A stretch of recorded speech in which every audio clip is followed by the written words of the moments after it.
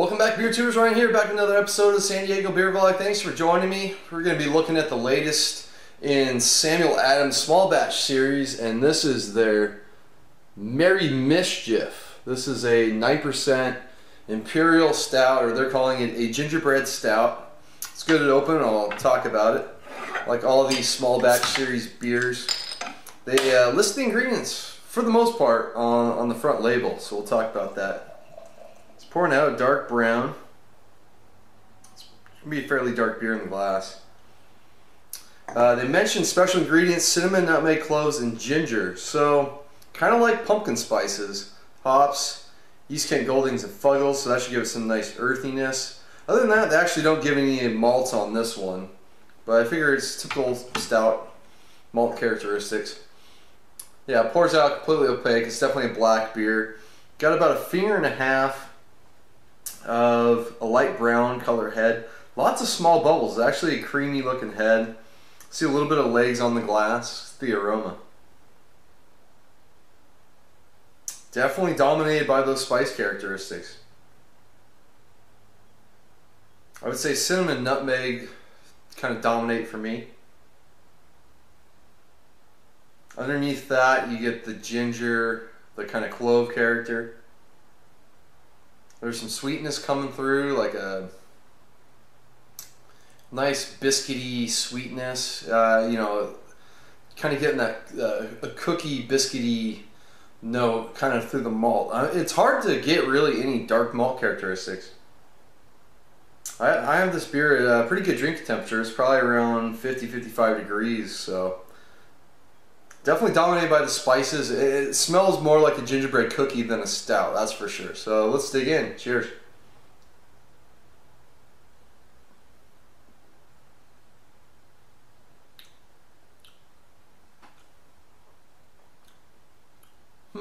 That's interesting.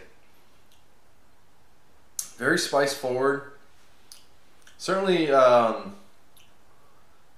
it does drink like a gingerbread cookie. There's certainly some stout characteristics there, but they're definitely put towards the back of the beer. They're not very prominent, which is pretty interesting. I was expecting more of an intense stout, at least flavor, compared to the aroma, but I'm not quite picking that up right now. So first impressions, definitely spice forward. Has a very, very creamy mouthfeel, very silky, like maybe they're using a lot of oatmeal in it or something. There's a lot of nice mouthfeel. It's a pretty medium full body, but it's very smooth drinking. Alcohol's hidden really, really well. Kind of feel it a little bit, but don't taste it at all. Up front, spice character is very present.